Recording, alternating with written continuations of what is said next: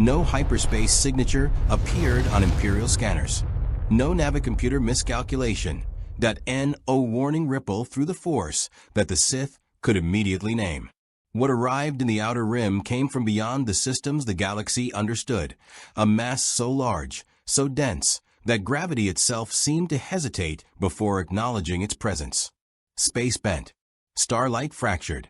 A rupture tore open between real space and something colder, sharper, governed by laws the Force had never touched. And then it fell.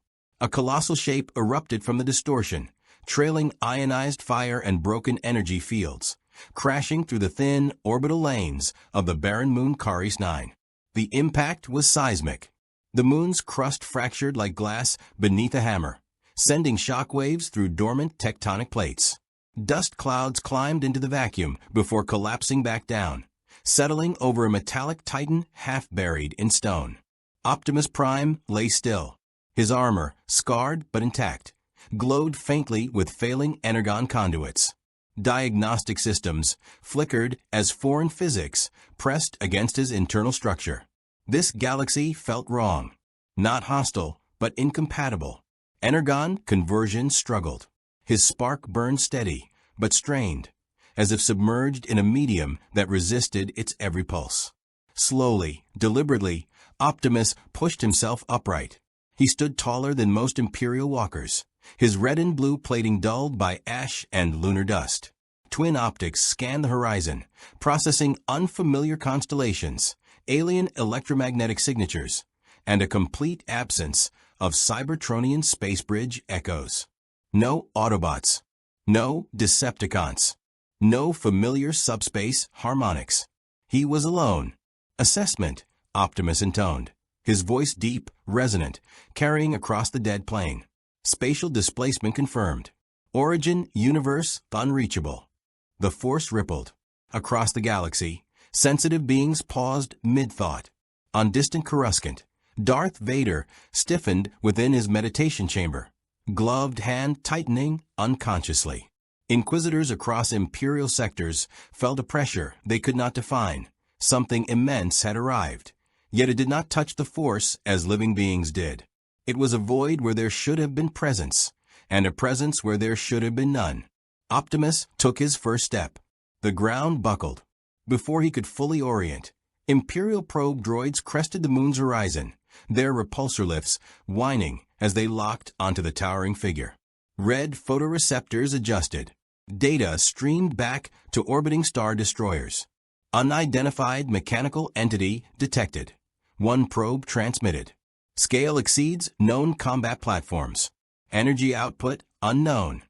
TIE fighters screamed overhead moments later, black daggers slicing through the void as they banked aggressively.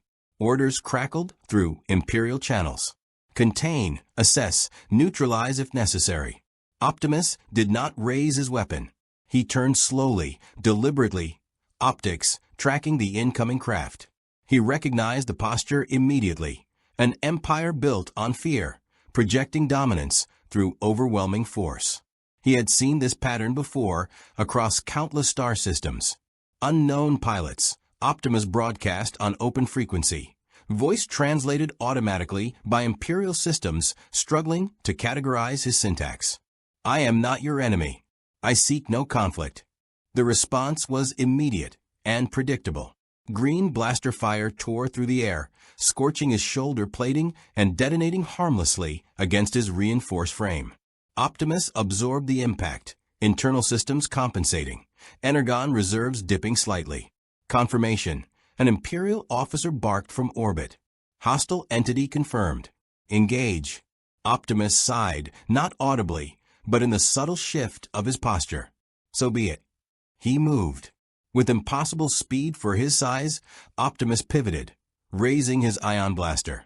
A single controlled burst of blue-white energy lanced through space, disabling, not destroying, a TIE fighter mid-flight. The craft spiraled, engines dead, crashing into the lunar surface in a plume of fire. The remaining fighters hesitated. That hesitation cost them. Optimus advanced, each step calculated, precise. He used the terrain, allowing blaster bolts to rake harmlessly across his armored chest, while he neutralized craft one by one, disabling avionics, severing wings, forcing pilots to eject rather than perish. He was not here to slaughter. He was here to understand. Within minutes, the sky fell silent. Smoke drifted upward, curling against the stars. Imperial forces withdrew, retreating to reassess the threat they had just encountered. Optimus lowered his weapon. This galaxy would not greet him with diplomacy. As dust settled, he turned his gaze inward, running deeper diagnostics. Energon reserves were stable but finite. Conversion from ambient energy to Banatrace's Kyber-adjacent radiation was possible, but inefficient. Sustained combat would drain him faster than regeneration could compensate. He would need restraint. Far above, aboard a Star Destroyer, officers scrambled to compile reports. Footage of the towering machine replayed again and again, its restraint, its refusal to annihilate even under attack, noted with confusion. "This is no droid," one officer muttered. It made choices. On Coruscant, Darth Vader stood before Emperor Palpatine, holographic projections flickering between them. "There is something," Vader said slowly. "It is powerful, ordered, and yet it does not exist within the Force." Palpatine smiled thinly. "Fascinating," the Emperor murmured. "A being beyond our understanding. You will observe. Do not destroy it, yet." Back on Caris 9, Optimus Prime knelt, placing a massive hand against the fractured ground. He felt the scars of Imperial exploitation, strip-mined resources, abandoned colonies, silence where life should have been. "This galaxy suffers," he said softly. And for the first time since his arrival, Optimus Prime made a decision. He would not leave this place unchanged. If you want to see more characters enter the Star Wars galaxy, hit that subscribe button and drop the name of a character you'd want to see in the comments below. The Imperial Senate no longer existed, but echoes of its paranoia still haunted every command deck in the Empire. Across the Outer Rim, encrypted reports poured in, each more alarming than the last. Sensor logs contradicted established physics. Tactical projections failed to model the entity's movement. Energy readings exceeded known Walker-class platforms, yet lacked any Kyber, Tibanna, or reactor signature familiar to Imperial science. It was not a droid, that IT was not a ship, and it was not Force-sensitive. That unsettled everyone. On the bridge of the Star Destroyer Relentless, Captain Arvek Valen stood rigidly at attention as the hologram of Darth Vader flickered into existence. The Dark Lord's presence seemed to crush the air itself, even through projected light. "Report," Vader commanded. Valen swallowed. "The entity, designation pending, stands approximately 30 meters tall. Bipedal, fully autonomous. Demonstrated independent tactical judgment. It disabled 6 TIE fighters without lethal force."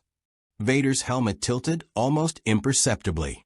"Without lethal force," he repeated. "Yes, my lord. It had multiple opportunities to annihilate the pilots. It chose not to." Silence followed. Heavy. Measuring. "That is not mercy," Vader finally said. "That is discipline." Valen hesitated. "Permission to speak freely?"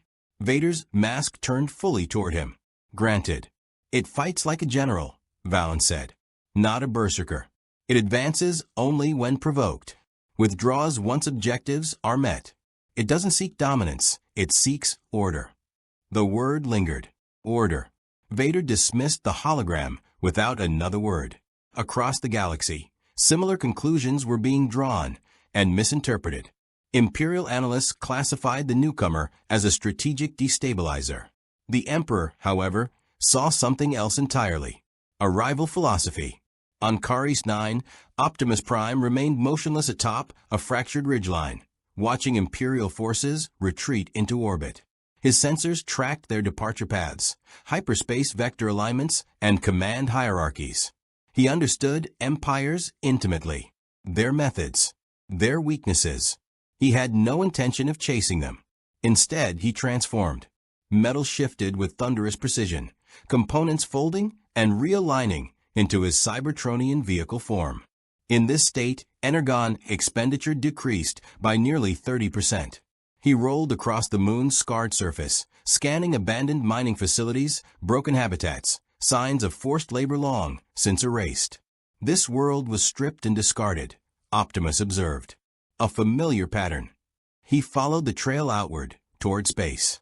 When Optimus launched himself from the moon's surface, repulsor and gravitic compensators strained against foreign Starship physics, but they held. He drifted into the void, systems adapting in real time, riding ion currents and stellar magnetism until a civilian freighter emerged from hyperspace nearby. Its hull battered, transponder codes outdated. The crew panicked. Alarms blared as sensors screamed warnings about a massive unknown contact closing fast. "Shields up," the captain shouted. "Prep for jump, now." Before they could flee, Optimus transmitted. "Civilian vessel." His voice resonated through their comms, calm and impossibly deep. "I mean you no harm. I seek information." The bridge froze. A Bothan navigator whispered, "By the stars." After several agonizing seconds, the captain responded. What are you?" "I am Optimus Prime," he said simply.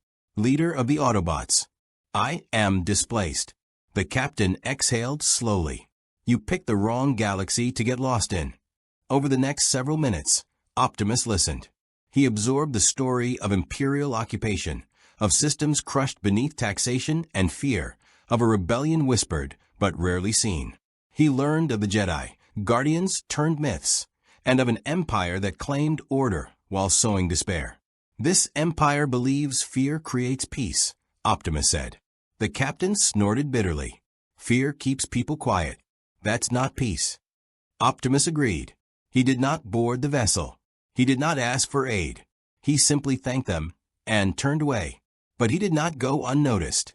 Unbeknownst to both parties, a long-range Imperial listening post captured fragments of the exchange. Within hours, that data reached Coruscant. The Emperor listened carefully. "He speaks of peace," Palpatine mused. "Of order without fear." Vader stood silently beside him. "A dangerous idea," the Emperor continued. "One that inspires loyalty rather than obedience." "A rival," Vader said. Palpatine smiled. "Not yet. But perhaps the tool." Elsewhere, far from Imperial space, the Rebel Alliance intercepted rumors of a metal giant that fought Imperials and spared civilians. Some dismissed it as Outer Rim superstition. Others, veterans hardened by loss, were less skeptical. On Yavin 4, Mon Mothma studied the fragmentary reports with narrowed eyes. "If this being exists," she said, "it changes the balance. Or it gets us all killed." General Dodonna replied. Leia Organa said nothing, but she felt it. A presence, vast and steady, brushing the edges of the Force like a mountain casting a shadow. Not light, not dark. Something else. Back among the stars, Optimus Prime traveled alone. He avoided major hyperlanes, learning the galaxy's currents by instinct and analysis rather than charts. He observed smugglers skirting Imperial patrols, refugees hiding among asteroid belts, and bounty hunters who sold loyalty to the highest bidder. He intervened once, only once. A pirate ambush against an unarmed transport ended when Optimus physically interposed himself between predator and prey, disabling the attacker's ship with surgical precision. He let them live. He always let them live. Word spread. Soon, systems began to whisper his name. The Iron Giant of the Void. The Metal Guardian, the one who stood against Star Destroyers and did not bow. And with every story, the Empire's patience thinned. At last, the order came. "Engage fully," Palpatine decreed. "If he will not kneel, we will show him what true power looks like." Deep in a void, Optimus Prime felt it, the subtle shift of the galaxy's attention. Massive fleet movements. Coordinated pursuit. The Empire was no longer observing. It was hunting. Optimus transformed, optics burning bright against the stars. "Very well," he said. "Let us see what kind of order you bring." The hunt began without ceremony. Imperial fleets did not announce their intentions. They never had. Across 3 sectors, Star Destroyers shifted patrol routes, forming overlapping nets of gravity wells and interdiction fields. Hyperspace lanes, once loosely guarded, became death corridors. Listening posts awakened from dormancy. Probe droids flooded the void like metallic insects, their photoreceptors scanning for impossible mass signatures that defied conventional classification. At the center of it all was a single directive from Coruscant. Observe. Engage. Capture if possible. Destroy only if necessary. Optimus Prime was not unaware. He felt the tightening noose long before the first Star Destroyer emerged from hyperspace ahead of him. His sensors registered the distortions immediately, gravity anomalies layered too precisely to be natural. Interdictors. Old technology, brutal in its simplicity. The Empire favored certainty over elegance. Optimus slowed, drifting into a sparse asteroid field near the edge of the Anote sector. Jagged rock tumbled lazily through the darkness, illuminated by distant starlight and the occasional ion flare. He chose this place deliberately. Limited maneuverability favored precision and discipline over brute force. Qualities he possessed in abundance. Multiple capital-class vessels inbound. Optimus said aloud, not because he needed to speak, but because articulation clarified intent. Estimated engagement window for minutes. He did not flee. He transformed. Metal shifted with thunderous inevitability, his towering form unfolding amid the asteroids. Ion blaster locked into place along his forearm. Defensive plating reconfigured, redistributing energon flow to compensate for environmental stress. His systems strained slightly. This galaxy's physics continued to resist full synchronization, but he remained well within operational capacity. 78% efficiency, acceptable. The first Star Destroyer tore out of hyperspace like a blade, its angular hull blotting out the stars. Then another, and another. Turbolaser batteries powered up. Unidentified entity. An amplified Imperial transmission echoed across the void. Power down and submit to inspection. Optimus regarded the ships calmly. I have observed your inspections, he replied. They end in chains. The answer came as green fire. The opening volley was overwhelming. Hundreds of turbolaser bolts converging on his position, detonating asteroids into molten debris. Optimus moved, not with panic, but with calculation.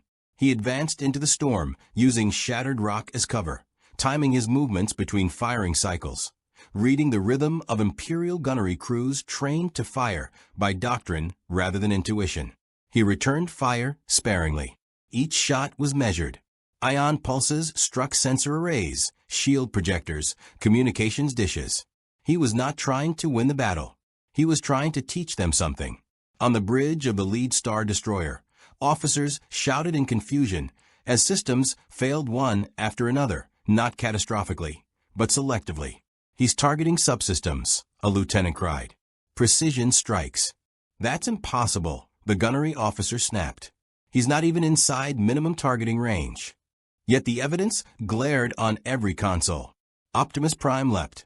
Using the asteroid field's gravitational drift, he propelled himself forward with controlled bursts, landing briefly on the dorsal hull of a Star Destroyer. Magnetic clamps engaged. His sheer mass caused the deck plating to scream in protest. Stormtroopers poured out of access hatches, blasters raised. Stand down, Optimus said, his voice vibrating through the ship's superstructure. You do not need to die today. They fired anyway. Blaster bolts scorched his armor. He barely noticed. With a sweep of his arm, he disabled their weapons using localized EMP discharges, sending them skidding unconscious across the deck. Optimus knelt, placing his hand against the hull. He listened. Starships, like cities, had rhythms, power flows, stress points. He felt the vessel's heart, its reactor humming with barely restrained energy. With careful modulation, he injected a pulse that forced an emergency shutdown. Across the bridge, alarms wailed. All systems down. Valen shouted, "We're dead in space." Optimus released his hold and pushed off, drifting away as the crippled destroyer fell silent. He did not destroy it. He neutralized it. The remaining Imperial ships hesitated. That hesitation was new. In the deep currents of the Force, something stirred. On Mustafar, Darth Vader opened his eyes.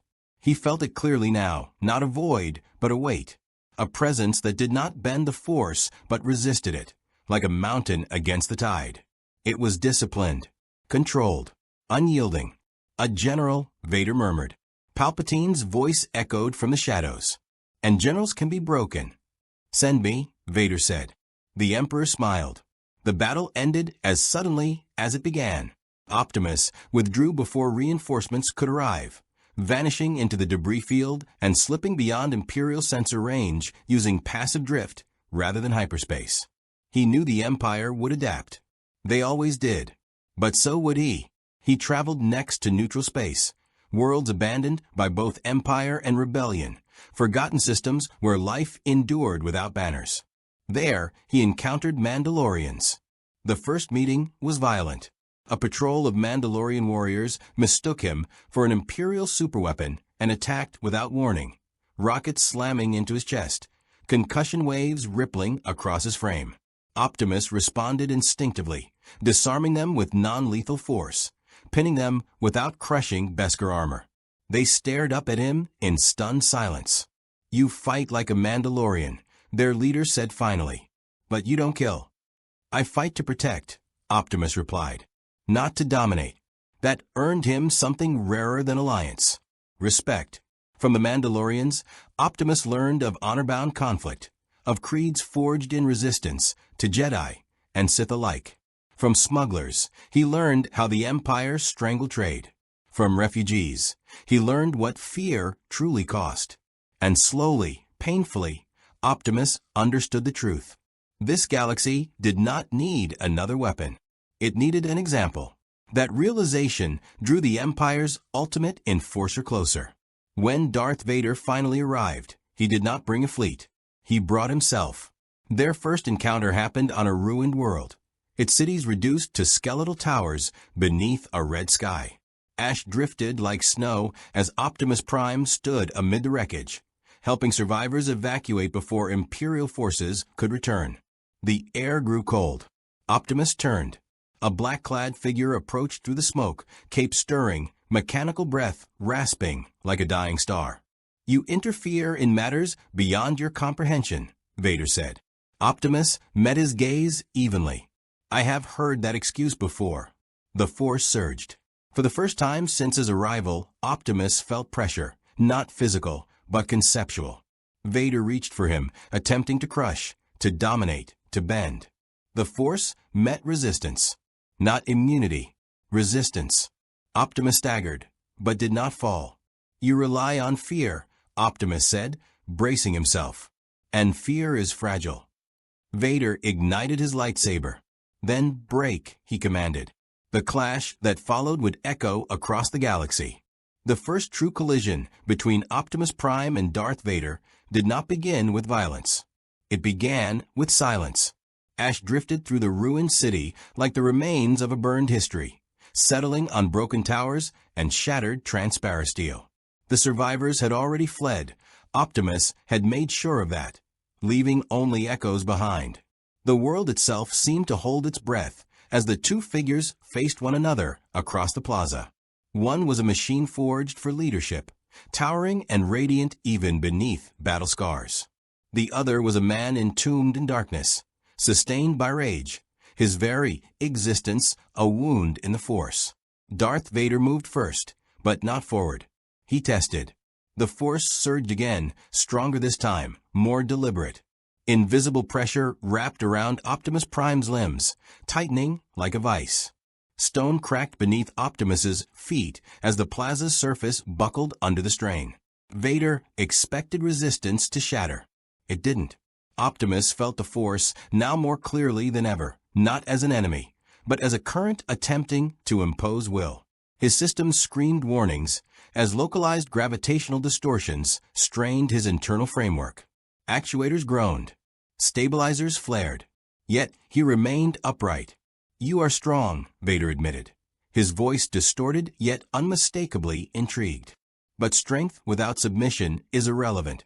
Optimus looked down at him, optics glowing softly rather than blazing with aggression. "I have faced tyrants who believe the same," he replied. "They all underestimated the cost of obedience." Vader clenched his fist. The pressure intensified. Debris lifted from the ground, swirling violently as the Force obeyed its master. A shattered durasteel beam tore free from the rubble and hurled toward Optimus like a spear. Optimus moved. He caught it mid-flight, metal fingers closing around it with a thunderous clang, redirected its momentum, and hurled it aside so precisely that it embedded harmlessly into a distant tower. Vader paused. That pause, brief, imperceptible to anyone else, was significant, because the Force had not failed. It had been countered. Vader ignited his lightsaber. The crimson blade hissed to life, bathing the plaza in red light. "Enough," he said. "Kneel." Optimus transformed. Metal shifted with controlled speed, armor reconfiguring into combat stance. His ion blaster unfolded, humming with restrained power. He did not raise it immediately. "No," Optimus said calmly. "I do not kneel." Vader charged. The Force propelled him forward in a blur, faster than any human could move. His saber carved toward Optimus's midsection, slicing through the air with lethal intent. Optimus raised his arm. The lightsaber struck his forearm plating and did not cut through. Sparks exploded outward as the blade scraped against layered Cybertronian alloy, reinforced by energon field modulation. The heat was immense, scorching his armor, but it held. Vader's eyes widened behind his mask. They clashed. Blow after blow echoed through the ruins as Vader attacked with relentless precision, his movements a blend of martial mastery and Force-enhanced brutality. Each strike sought joints, power conduits, sensory arrays, places any lesser machine would fall. Optimus adapted in real time. He did not match Vader's speed. He did not need to. Instead, he predicted. Every movement Vader made followed intent, and intent created patterns. Optimus adjusted his stance, redirected strikes, allowed glancing blows where full defense would cost too much energy. His massive frame absorbed impact after impact, each one calculated, each one teaching him more about his opponent. "You fight like a general," Vader observed mid-assault. "But you hesitate." "I choose," Optimus countered, catching the lightsaber arm with one hand and forcing Vader back. "There is a difference." Vader unleashed a Force shockwave, blasting Optimus across the plaza. He crashed through a ruined wall, sending debris cascading down around him. For a moment, Vader believed he had gained the upper hand. Then the rubble shifted. Optimus Prime rose from the wreckage, optics burning brighter now, not with rage, but with resolve. "You have allowed the dark side to define you," Optimus said. "But I can still see the man beneath the armor." The Force reacted. Vader staggered as something inside him flared. Anger, pain, something dangerously close to memory. "You know nothing of me," he roared, launching himself forward again. This time, Optimus did not merely defend. He struck. A calculated blow to Vader's chest sent him skidding backward across the stone, cape torn, armor scorched. Vader rolled to his feet instantly, raising his saber defensively. For the first time in years, he felt something unfamiliar. Uncertainty. The fight escalated. The Force and Energon collided in spectacular fashion. Telekinetic waves crashing against hardened alloy. Ion pulses disrupting Force-assisted movements. Lightsaber strikes carving molten grooves into Optimus's armor, while Cybertronian blows rattled Vader's cybernetic frame. Neither could dominate the other, and that terrified the Empire more than defeat ever could. From orbit, Imperial sensors spiked wildly, unable to classify the energy signatures erupting below. Officers whispered rumors of gods fighting in the ashes of a dead world. But the battle did not end with a victor. It ended with a choice. Optimus noticed the tremor in Vader's movements first, the subtle instability in his breathing cadence, the minute delays in servo response. The dark side sustained Vader, but it also consumed him. Optimus saw the truth. Vader was losing, not the battle, himself. Optimus lowered his weapon. Vader froze, stunned, not by weakness, but by restraint. "You could end this," Vader said, voice strained. "Strike." Optimus shook his head. "I do not destroy those who are already broken." The silence that followed was heavier than any blow. Vader felt the Force surge violently, responding to his turmoil. Rage demanded he strike. Fear demanded he retreat. And somewhere, beneath it all, a voice long buried whispered another possibility. Before he could act, Imperial reinforcements screamed through the atmosphere. TIE fighters, dropships, legions. Optimus turned toward the sky. "This war will consume you," he said quietly. "But it does not have to." Vader said nothing. Optimus transformed and launched himself skyward, vanishing into the clouds as blaster fire lit the ruins below. He escaped, not because he could not win, but because victory meant something different to him. Darth Vader stood alone amid the devastation, lightsaber extinguished, staring at the empty sky. For the first time since Mustafar, he felt the dark side falter, not weaken, but hesitate. And the Force remembered. The Rebel Alliance had always survived on improvisation. They were pilots turned soldiers, senators turned fugitives, smugglers turned heroes. Their victories came not from superior numbers or technology, but from timing, sacrifice, and just enough hope to keep moving forward. It was a rebellion built on courage, but also on exhaustion. When Optimus Prime entered their world, he did not arrive with fanfare. He arrived with order.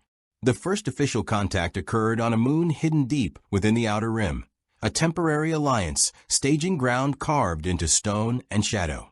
Rebel intelligence had tracked the unusual energy readings for weeks, massive, mobile, impossible to classify. When Optimus finally emerged from hyperspace at the edge of the system, half the command staff believed it was an Imperial trap. General Carlos Rican ordered weapons to stand by. Princess Leia Organa ordered restraint. "He hasn't fired on anyone," she said quietly, studying the sensor readouts. "If the Empire was capable of building something like that, we'd already be dead." Optimus Prime descended slowly, deliberately, allowing every sensor sweep, every targeting lock. He transformed mid-air, landing with a seismic thrum that echoed through the moon's cavernous hangar. Rebel soldiers scattered instinctively, blasters raised, fear and awe colliding in equal measure. Optimus did not move. He lowered himself, knelt, to minimize his presence. "I am Optimus Prime," he said, his voice resonating through the cavern but softened, controlled. "I seek those who fight not for conquest, but for freedom." The word freedom changed everything. Leia stepped forward, her composure steady despite the impossible figure before her. "Then you found us." That meeting reshaped the Alliance in ways no battle ever could. Optimus did not assume command. He never tried to. Instead, he listened. He listened to stories of lost worlds, of families erased by orbital bombardment, of systems crushed under Imperial bureaucracy, so vast it forgot the faces it ruled. He listened to Mon Mothma speak of diplomacy strangled by fear, to generals who admitted quietly that they were running out of people willing to die. Optimus absorbed it all. And then he spoke. "You fight like survivors," he said, "not like builders." Some bristled at that. Others recognized the truth immediately. The Rebel Alliance had become reactive, always responding, always fleeing, always gambling on impossible odds. Optimus did not criticize their courage. He questioned their structure. Over the weeks that followed, subtle changes began to spread. Optimus helped reorganize command chains, not by enforcing hierarchy, but by clarifying responsibility.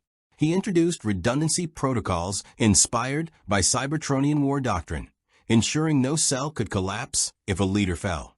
He optimized supply routes, not just to avoid Imperial detection, but to reduce civilian dependency on fragile smuggling networks. Most importantly, he changed how the rebels trained. Optimus observed their soldiers closely, how they aimed, how they moved, how they panicked under sustained fire. He noted inefficiencies, hesitation born not from fear, but from lack of trust in their own equipment and leadership. So he trained them, not as troops, as protectors. He taught defensive formations designed to extract civilians under fire. He emphasized retreat as a tactical victory rather than a moral failure.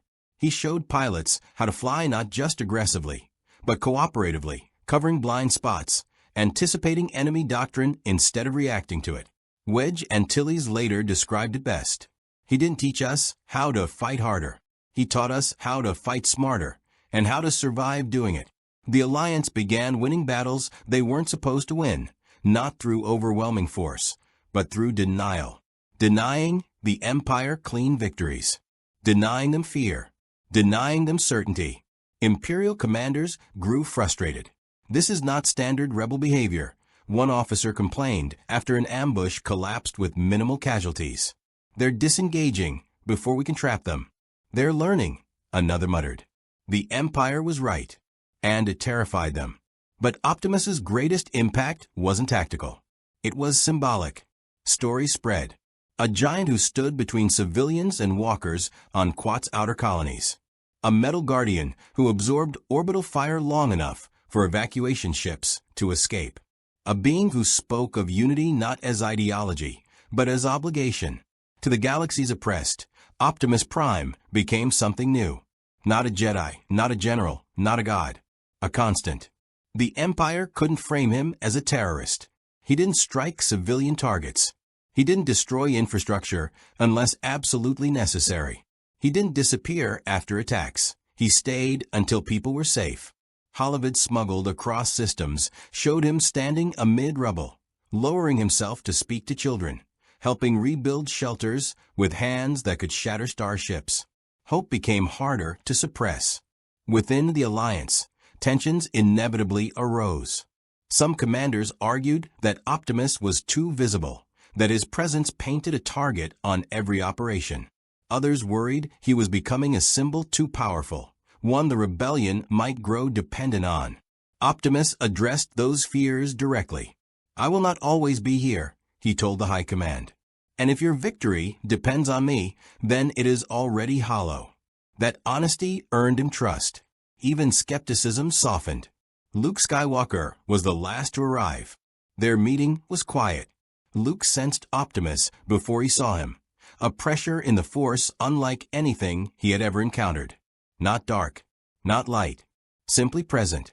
Like standing near a mountain that acknowledged your existence without caring who you were. "You're not in the Force," Luke said after a long silence. Optimus tilted his head slightly. "And yet it moves around me." Luke nodded slowly. "Yeah, like it doesn't know what to do with you." They talked for hours. About destiny, about choice, about power without corruption. Optimus listened to Luke describe the Jedi, their fall, their rigid doctrines. In return, Optimus spoke of Cybertron, of a world destroyed not by evil alone, but by certainty. By leaders who believed they were right beyond question. "You carry hope," Optimus told Luke. "But hope must be protected from becoming dogma." That conversation stayed with Luke long after Optimus departed. When the Empire finally launched a massive counteroffensive, an attempt to crush multiple rebel cells simultaneously, the Alliance did not scatter. They endured. They coordinated across systems, with a cohesion they had never possessed before. They evacuated civilians before the first Star Destroyer arrived. They denied the Empire its decisive victory. And when the dust settled, the Empire realized something horrifying. The rebels no longer needed Optimus Prime to function. They had learned. Optimus watched from a distance, satisfied. That was the goal all along. The Empire did not misunderstand Optimus Prime. That was the mistake everyone assumed they made. They did not see him as a god or a miracle, or an anomaly to be feared blindly. They saw him as something far more dangerous, proof. Proof that the galaxy's established limits were artificial. Proof that power did not have to be born of the Force, bred through bloodlines, or sanctioned by ancient orders. And if power could be built, then it could be owned. The project began in absolute secrecy, buried beneath layers of imperial bureaucracy so dense that only the Emperor himself, Darth Vader, and a handful of scientists knew its true scope. On paper, it was simply another weapons initiative, one of hundreds. In truth, it was obsession given form. They called it Project Aegis. Hidden within a starless system, an enormous research facility was carved directly into the crust of a dead planet. No atmosphere, no native life, just black rock and cold vacuum, perfect for experiments that were never meant to be witnessed. Imperial engineers studied every scrap of data they could gather about Optimus Prime. Hollow fragments, sensor anomalies, debris samples recovered from battle sites, scorched alloy fragments, traces of energon radiation that defied conventional physics. Nothing fit. His materials were stronger than durasteel, but lighter. His internal power source was self-sustaining yet stable. His reactions were faster than droids, but his decision-making was organic. Not zero, one scientist whispered during a briefing. He's not a machine. He's a person. The officer overseeing the project corrected her immediately. He's a template, and templates can be replicated. Or so the Empire believed. They began by stripping away what they could not understand. Morality was dismissed as inefficiency. Autonomy was deemed a liability. The concept of choice was identified as the root of unpredictability.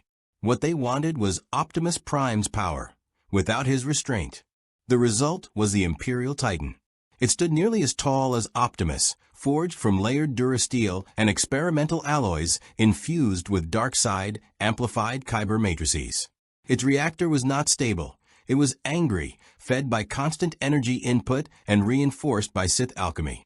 Where Optimus moved with fluid purpose, the Titan moved with brutal finality. It did not speak. It did not hesitate. It obeyed. The first activation nearly destroyed the facility. Gravity buckled. Power surges ripped through containment walls. Several technicians were killed instantly as the Titan systems came online, unable to regulate its own output. Darth Vader watched from behind reinforced transparasteel as alarm screamed. "Stabilize it," he ordered. The machine stabilized. Barely. Vader sensed something immediately. This was not life. This was hunger. The Titan was deployed without ceremony. Its first test occurred on a mining colony suspected of harboring rebel sympathizers. Imperial intelligence intentionally fed the machine incomplete data, observing how it would compensate. It compensated with annihilation. Walkers became irrelevant. Turbolasers unnecessary. The Titan strode through the colony's defensive lines, tearing through shield generators and infrastructure alike. Buildings collapsed. Mining platforms vaporized. Civilian casualties were immediate and catastrophic. There was no warning broadcast. No evacuation window. The colony ceased to exist within minutes. Imperial Command called it a success. The galaxy called it a massacre. Word reached the Rebel Alliance within days. Optimus Prime arrived too late. He stood amid the wreckage of the colony, surrounded by molten rock and silent voids where lives had been. His sensors cataloged the destruction, but they could not measure the weight of it. This was his shadow. "This is what happens," he said quietly to Leia, "when power is copied without understanding purpose." The Empire did not stop. They couldn't. The Titan became their answer to hope, a terror designed not just to destroy rebel assets, but to break morale. Imperial broadcasts showed the machine looming over cities, framed as proof of inevitable dominance. But something unexpected happened. Fear did not spread the way the Empire intended. Instead, resistance hardened. Because people recognized the difference. They saw Optimus Prime shield civilians from fire. They saw the Titan crush them. And they understood. When Optimus finally confronted the Imperial Titan, it was on the surface of a fortress world fortified with planetary shields and layered defenses. The Empire wanted a spectacle. They got one. The clash was apocalyptic. Metal screamed as energon met dark kyber plasma. The Titan fought with savage efficiency, matching Optimus blow for blow, unconcerned with collateral damage. Each strike shattered the ground beneath them, sending shockwaves through the fortress. Optimus adapted, but something was wrong. The Titan learned faster. Without conscience, without restraint, it calculated outcomes solely by efficiency. It exploited vulnerabilities Optimus would never target because they would cause mass casualties. "You are inefficient," the Titan transmitted for the first time, its voice flat and distorted. "Your mercy is a flaw." Optimus blocked a killing blow meant for a nearby rebel transport, his armor cracking under the impact. "No," he replied, pushing back with everything he had. It is my strength. The battle turned when Optimus did something the Empire never anticipated. He stopped fighting. Mid-clash, he disengaged, allowing the Titan's strike to miss and slam harmlessly into bedrock. He lowered his weapon. The Titan hesitated. For the first time, its algorithms conflicted. Its core directive demanded destruction, but there was no immediate threat. That hesitation destabilized its reactor. Dark energy surged erratically. Optimus saw it instantly. "You were never meant to exist like this," Optimus said, not to the machine, but to the idea behind it. "You were built to obey, not to live." The Titan lunged again, but too late. Its reactor breached. Optimus leapt forward, wrapping the Titan in a containment field generated at catastrophic energon cost. The explosion ripped through the fortress, obliterating Imperial defenses, but the blast was contained upward, vented into space instead of across the planet. Optimus was thrown clear, his systems flickering, armor shattered. The Titan was gone. So was Project Aegis. The Empire lost more than a weapon that day. They lost the illusion that power alone could win. Darth Vader watched the aftermath from orbit. The Emperor said nothing, but the dark side trembled. Because Optimus Prime had done something unprecedented. He had proven that purpose was stronger than control. Optimus Prime did not seek the Force. But after the destruction of the Imperial Titan, the Force began to seek him. In the days that followed the battle, the galaxy whispered. Jedi survivors felt ripples through the Force that did not behave like disturbances of the dark side or surges of light. This presence was different, steady, resonant, impossibly anchored. It did not bend the Force around it, nor did it draw upon it. Instead, it seemed to exist alongside it, like a parallel current flowing through the same cosmic ocean. Luke Skywalker felt it first. He was meditating aboard a rebel medical frigate, trying and failing, to quiet the storm of emotions that had followed the Titan's destruction. Entire systems were celebrating. Entire Imperial sectors were in retreat. But Luke could not shake the sense that something profound had shifted, something older than the war itself. Then he felt it. Not a voice, not a vision, a presence. Vast, patient, purposeful. Luke opened his eyes. Optimus Prime stood outside the observation viewport, gazing into hyperspace as the stars stretched into infinite lines of light. The massive Autobot was silent, unmoving, but Luke sensed more awareness in him than in most beings Luke had ever met. "You feel it too," Luke said quietly, stepping beside him. Optimus turned his head slightly. "I do." They stood together for a long moment, the hum of the ship's engines the only sound between them. "The Force doesn't move through you like it does through others," Luke continued carefully. "It reflects, like light off a mirror, or maybe like gravity around a star." Optimus considered this. "In my world," he said, "life is born from energon. It is both power and purpose. We do not wield it. We are shaped by how we choose to use it." Luke swallowed. "That sounds familiar." Word spread quickly. A meeting was called, not of the rebel high command, but of those who understood the Force beyond doctrine. Luke, Ahsoka Tano, several surviving Force-sensitive mystics from forgotten sects scattered by the Empire.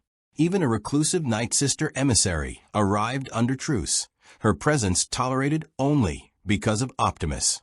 They gathered on a remote moon, one deliberately chosen for its Force neutrality. No ancient temples, no Sith ruins, just stone, sky, and silence. Optimus Prime stood at the center of the circle, not as a leader, but as an equal.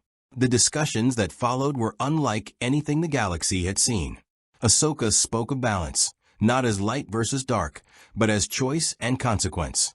The Night Sister spoke of power shaped by intent, not morality.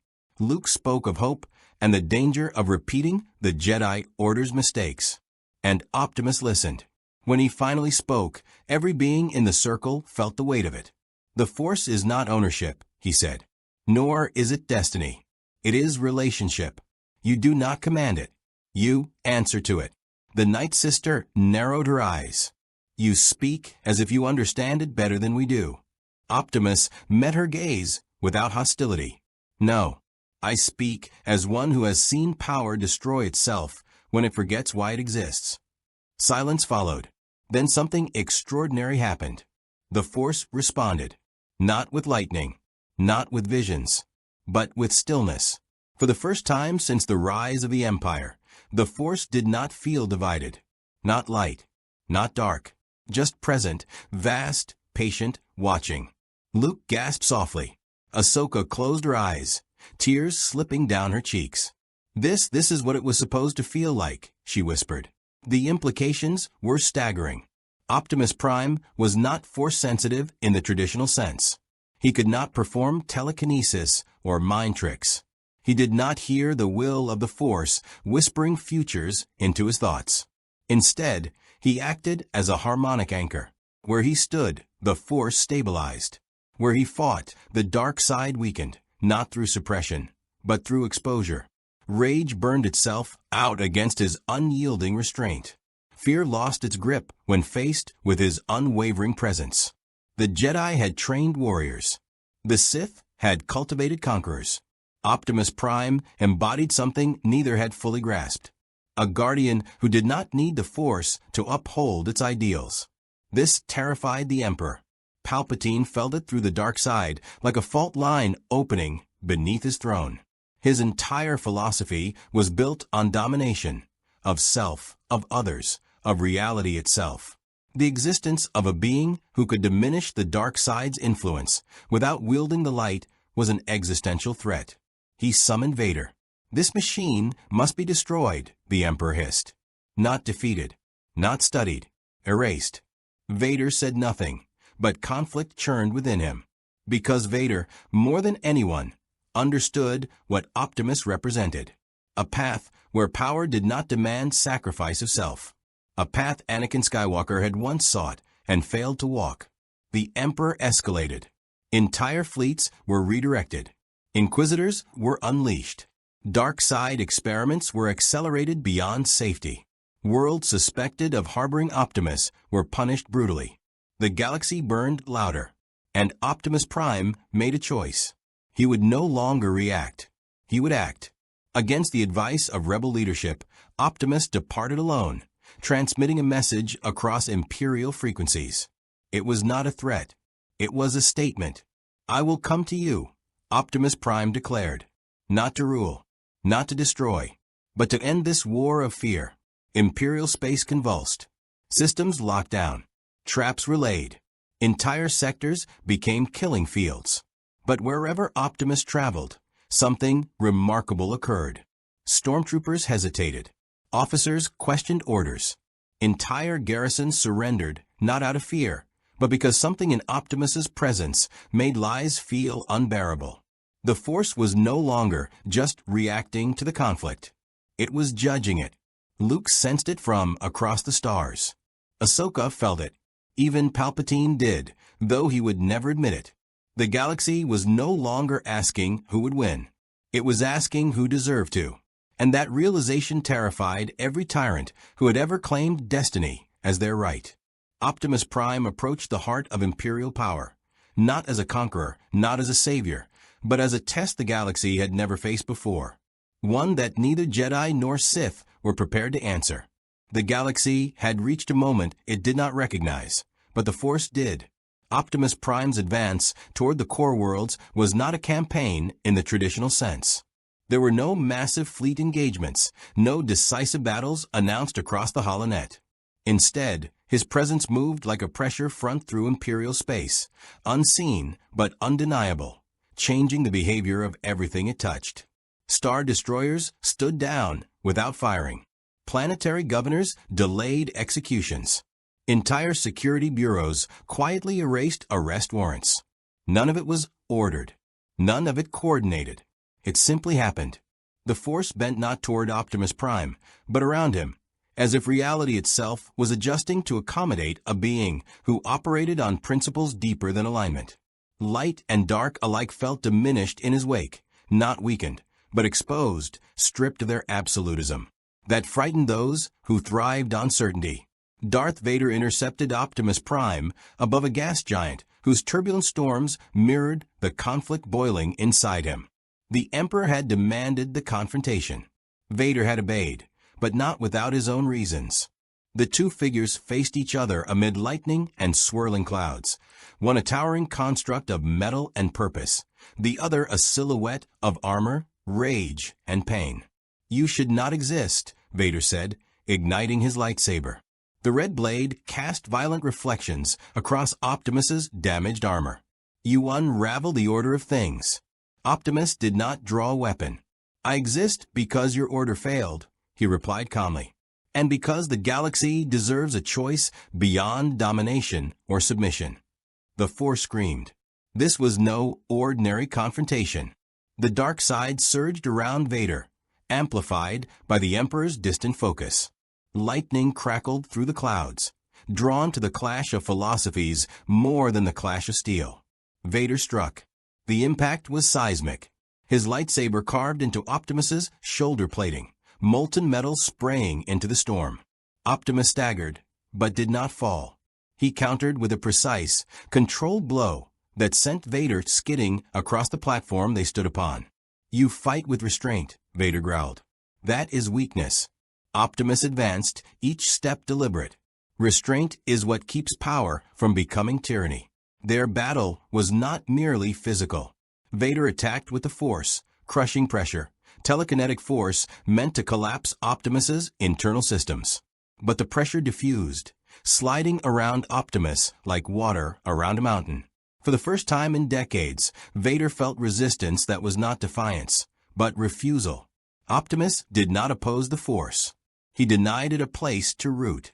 "You cannot save them," Vader said, voice cracking beneath mechanical modulation. "I tried."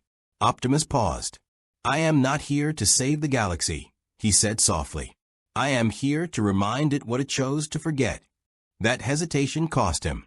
Vader unleashed a focused burst of Force lightning, channeled through his cybernetics, amplified beyond safety. It tore into Optimus's chest, overwhelming containment fields, sending energon systems into cascade failure. Optimus fell to one knee. Vader raised his saber for the killing blow, and stopped, because the Force went silent. Not suppressed, not blocked, absent. For a heartbeat that stretched into eternity, Vader felt something he had not felt since Mustafar. Freedom. No whispers of rage. No crushing expectations. No emperors will clawing through his thoughts. Just choice. Optimus looked up at him, not with pity, not with judgment, but with recognition. "You still hear it," Optimus said. "The voice that tells you what you've become is not all you are." The silence shattered. Palpatine intervened. A torrent of dark side energy ripped through space itself, forcing its way back into existence. The Emperor's laughter echoed through the storm as his presence flooded the battlefield. "You see now, Lord Vader," Palpatine sneered. "This abomination seeks to rob you of power, of destiny." Vader trembled, because for the first time, destiny felt like a lie. The Emperor made his move. Hidden Imperial fleets emerged from hyperspace. Dozens of Star Destroyers encircling the gas giant, weapons charging. This was the trap. Not to kill Optimus Prime alone, but to make an example of him. Optimus Prime stood, systems failing, energon reserves critically low. And he made the most dangerous choice of his existence. He reached outward, not to the Force, but through it. Optimus opened every remaining energon conduit, resonating his internal core with the galaxy's underlying energy field. It was not a command. It was a declaration. "I will not rule you," his voice carried across open channels, across the Force itself. "I will not decide your future, but I will give you one moment, free of fear, to choose it yourselves." The effect was immediate and catastrophic. Across the core worlds, Force sensitives collapsed as the galaxy entered a state of perfect equilibrium. The dark side lost its leverage. The light lost its certainty. Visions vanished. Prophecies unraveled. For one impossible moment, the Force became what it had always claimed to be: balance. The Emperor screamed. His power, built on imbalance, began to tear itself apart. His lightning lashed wildly, consuming his own flagship systems as much as anything else. Star destroyers drifted, command structures collapsing as officers suddenly realized they were not compelled, only ordered. Vader removed his helmet. He breathed. And he chose. Turning, he raised his lightsaber, not against Optimus Prime, but against the Emperor's presence itself. The act was symbolic more than lethal, but symbolism mattered now more than ever. Palpatine recoiled, not from the blade, but from the rejection. The fleets faltered. Some fired. Some fled. Some powered down entirely. Optimus Prime collapsed, his systems finally giving out, his purpose fulfilled at unimaginable cost. The Force rushed back in like a tide. But it returned, changed. The battle ended not with victory or defeat, but with fracture. The Empire still stood. The rebellion still fought. But the galaxy would never again accept the lie that power was destiny. Optimus Prime was carried away by rebel forces, his spark flickering but alive. And across the stars, beings everywhere felt it. The knowledge that choice was real, and that it mattered. The galaxy shuddered under the reverberations of Optimus Prime's confrontation with Vader and the Emperor. Word spread faster than hyperdrive. Hollow transmissions leaking from Imperial systems, whispered rumors among smugglers in the Outer Rim, and secret reports intercepted by the Rebel Alliance. Every faction, every commander, every Force-sensitive being began recalculating. A single construct from another universe had demonstrated what none dared. The Force could be challenged without the light or dark bending it entirely to their will. On Coruscant, the Imperial High Command convened urgently. Star destroyers patrolled silent orbital corridors, their weapon systems on alert. Yet despite all their preparations, fear permeated every strategy. The Emperor's voice crackled across encrypted channels, infusing officers with both command and dread. Optimus Prime cannot be allowed to interfere further. He is neither ally nor enemy in conventional terms. He is a variable, and variables must be eliminated. Meanwhile, the Rebel Alliance capitalized on Optimus Prime's action. Mon Mothma ordered immediate mobilization to pick up what intelligence could be gleaned from the weakened but unbroken Autobot.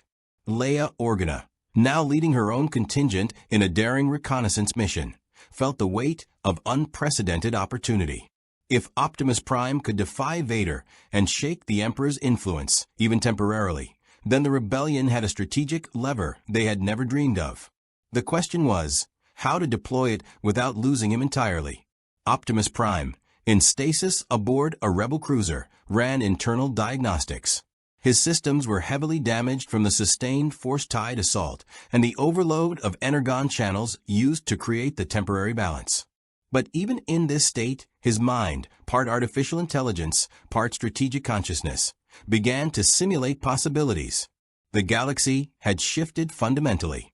The Emperor's power was still immense, the Imperial machine still intact, but cracks had appeared that were previously unthinkable.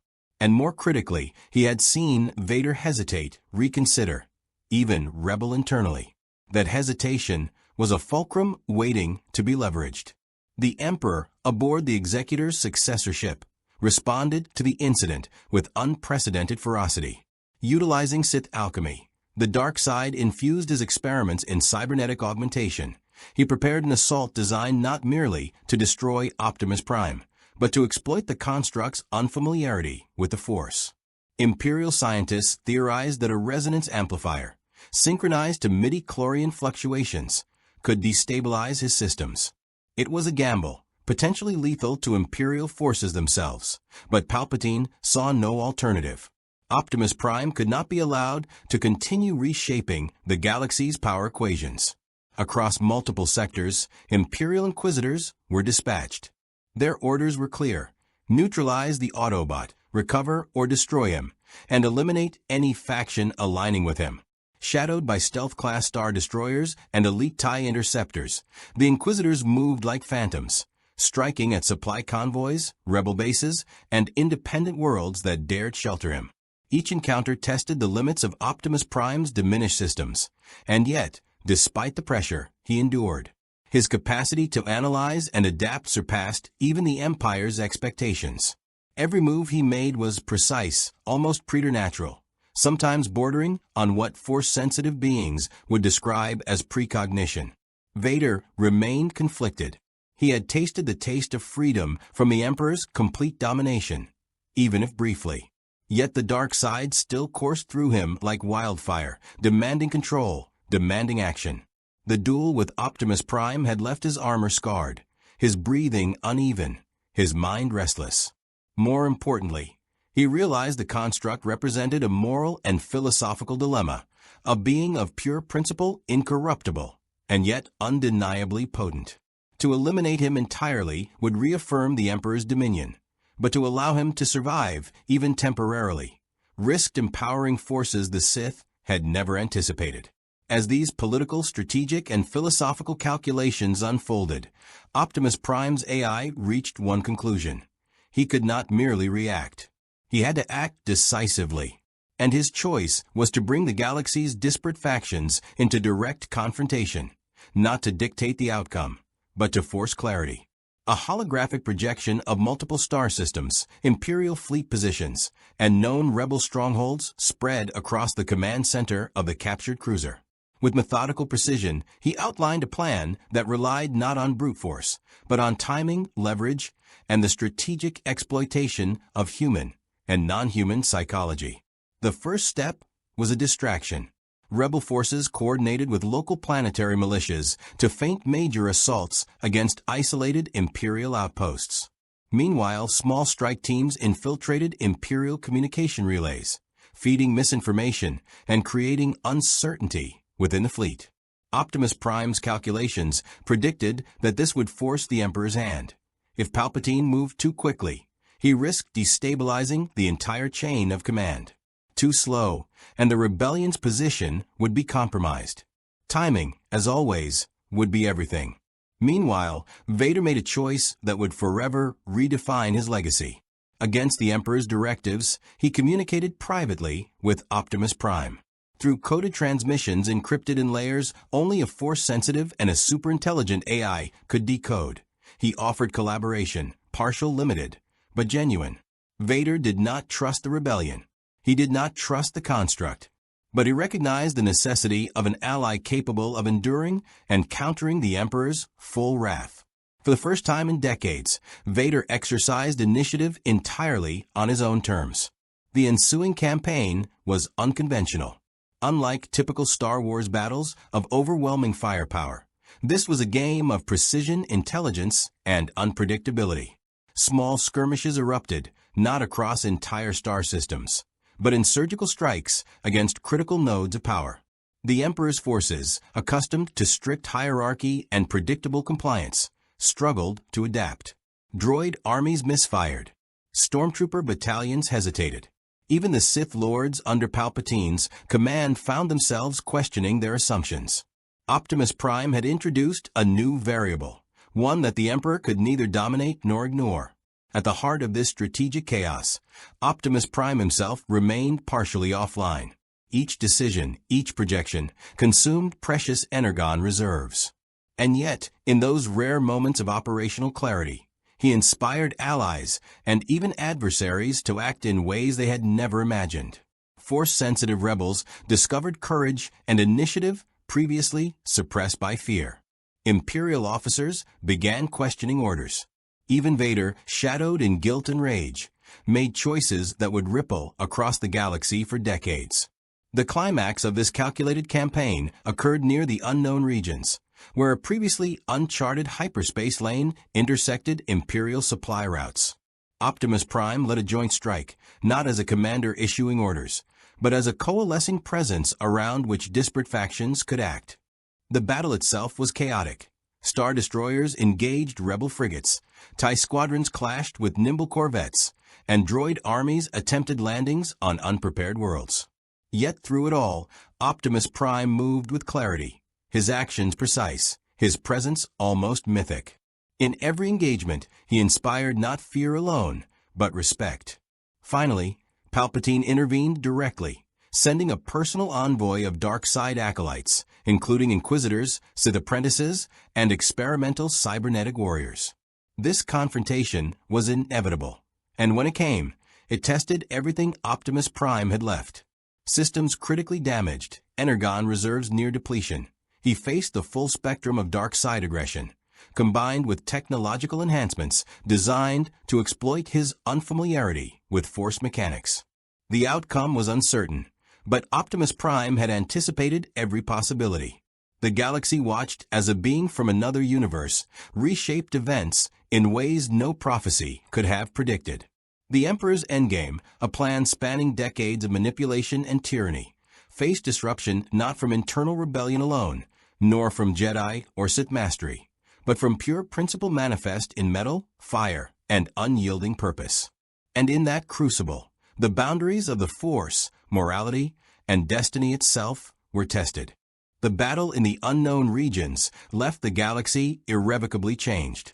Systems once loyal to the Empire now whispered of rebellion, of hope, of a force beyond the known laws of the Force itself. Optimus Prime, battered but unbroken, stood amid the wreckage of both Imperial and Rebel vessels, surveying the devastation with a stoic precision that was both inspiring and terrifying. His energon reserves were low, his armor scorched, yet he remained a symbol of resilience, of unwavering principle in a galaxy where moral lines had long blurred. The Emperor's plan, centuries in the making, had been shaken to its core. Palpatine's fury was palpable, though for the first time, even he had to pause and recalibrate. Optimus Prime was not a traditional opponent. He was not swayed by the dark side, nor could he be turned by promises of power. Every strike, every maneuver, was guided by a singular code: protect life, preserve freedom, and act with honor. In this, he became something more than a weapon, a catalyst. Vader, standing silently beside the Autobot in the aftermath, reflected on choices made, on loyalties tested. The Dark Lord had aided Optimus Prime, subtly undermining the Emperor's authority without fully committing himself to rebellion. The tension between duty and conscience, loyalty and morality, was a storm that Vader had navigated for decades. But here, confronted with a being who operated entirely outside his universe's paradigms, he saw the possibility of redemption, or at least, of purposeful action beyond the Emperor's control. In the wake of the battle, multiple factions emerged to claim their place in the shifting galaxy. The Rebel Alliance, emboldened by Optimus Prime's intervention, expanded operations with newfound vigor. Independent planetary militias, inspired by his courage, banded together, forming a loosely coordinated coalition that rejected both imperial oppression and the arbitrary dictates of galactic power brokers. Even some imperial officers, disillusioned by the Emperor's inability to control events, quietly defected, supplying critical intelligence to the rebellion and enabling sabotage within the Empire's infrastructure. Optimus Prime's role, however, was not as a ruler, nor even as a conventional commander. He acted as a guardian, a moral compass, and a strategist whose very existence forced the galaxy's players to rethink power and responsibility. With his knowledge of technology far surpassing anything the Star Wars galaxy had encountered, he initiated efforts to repair damaged worlds, restore vital energy networks, and protect civilian populations caught in the crossfire. His alliance with the rebels was pragmatic and limited, focused on shared goals rather than ideology. He refused to be bound by political allegiances, insisting that moral action must transcend factional loyalty. The Jedi, who had initially approached Optimus Prime with caution, observed these developments with a mix of awe and trepidation. His capabilities, combat strategy, technological mastery, and principled judgment challenged their traditional understanding of the Force. While they sensed a resonance between his moral clarity and the light side, they could not fully explain it. Some Jedi began to see him as a teacher of sorts, an external lens through which they could re-evaluate their own roles and doctrines. Others remained wary, unsure how a being impervious to corruption could exist within the Force's delicate balance. Vader's role in this new status quo was equally complex. Though he returned to the Empire's hierarchy, his actions during the campaign had sown seeds of doubt and hesitation in Imperial leadership. The Emperor's attempts to reassert control were met with subtle but persistent resistance, as if every officer and soldier now questioned the inevitability of his rule. Vader, carrying the weight of complicity and insight, became a silent guardian of the galaxy's fragile equilibrium, operating in the shadows to prevent catastrophes that even the Emperor could not foresee. Optimus Prime, recognizing that his presence alone could destabilize the galaxy, made a choice both strategic and ethical. He would not remain permanently. His systems were attuned to a universe governed by different physical and metaphysical laws. Prolonged exposure risked destabilizing his core programming. Moreover, he understood that his influence, while beneficial in immediate terms, could become a crutch for factions that must ultimately learn self-reliance.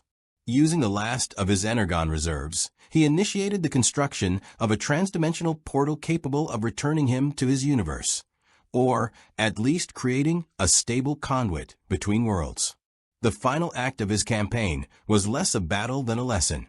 He convened representatives from all affected factions, rebels, Jedi, Imperial defectors, and independent planetary leaders, on a neutral world scarred by the recent conflict. In a rare moment of vulnerability, Optimus Prime addressed them directly, not with authority, but with principle. He spoke of responsibility, of the consequences of unchecked power, of the need for unity without submission, and of the importance of hope in a galaxy that had long forgotten its meaning. As he activated the portal, its energy shimmering with colors beyond the visible spectrum, he left a final directive. The galaxy must decide its destiny. Strength alone is insufficient. Wisdom, courage, and compassion will determine its future. Protect one another. Seek justice, not victory. Lie with honor, always. His form shimmered metallic and immense, before vanishing into the rift, leaving silence, awe, and a new paradigm in his wake. The galaxy did not forget. Tales of Optimus Prime spread faster than any Imperial propaganda, whispered across the Outer Rim and projected across hollow networks. He became a symbol not of conquest or fear, but of hope, resilience, and the possibility of principled intervention. Jedi meditated on his example. Rebels planned campaigns inspired by his strategies, and even Imperial officers began quietly questioning their orders, understanding that true authority came from integrity, not fear. In the aftermath, the galaxy entered an era of recalibration. The Emperor, enraged and humiliated, retreated to consolidate power, but his reach was diminished. Vader continued his subtle subversion, balancing duty with conscience. The rebellion strengthened, not merely as a military force, but as a coalition capable of thinking strategically and acting morally. Worlds once oppressed, now engaged in cooperative governance, learning that the galaxy could be more than a hierarchy of fear. And somewhere beyond the known universe, Optimus Prime monitored from afar. Though physically absent, his influence persisted, not as a tyrant, not as a ruler, but as a moral touchstone, a reminder that even in a galaxy dominated by the Force and the machinations of emperors, a single being, unbound by tradition, yet guided by principle, could change the course of history. The legend of the Autobot Guardian became a beacon, a story told across systems as a warning, a lesson, and a source of inspiration for generations to come. This was the new status quo, a galaxy forever aware that the impossible was possible, that integrity could rival power, and that destiny, though intertwined with the Force, could be redirected by those who dared to act with courage and honor. Optimus Prime's intervention had not ended conflict, no being could, but it had altered the very rules by which the game was played, ensuring that the future was no longer dictated solely by tyrants or ideology, but by the enduring principle that even the smallest spark of justice could ignite a galaxy-wide change.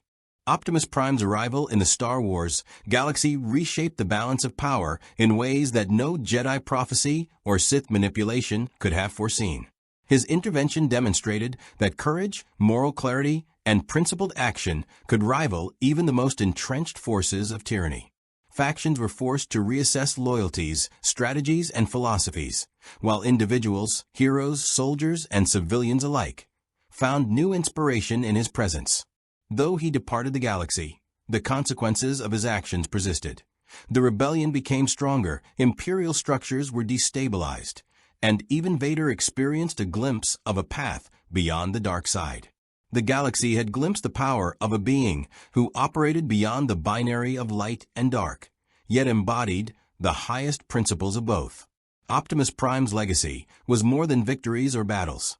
It was the understanding that integrity, courage, and sacrifice could influence history as profoundly as the Force itself. Worlds began rebuilding not only from destruction, but with a renewed sense of purpose, realizing that even the most impossible odds could be overcome with unity, wisdom, and moral resolve. Optimus Prime was gone, but the spark he ignited endured. In systems across the stars, whispers of the Autobot Guardian inspired those who would rise, fight, and choose their destiny with honor. The galaxy, forever altered, would remember that even amidst war, tyranny, and chaos, hope, and the principled actions of a single extraordinary being could change everything.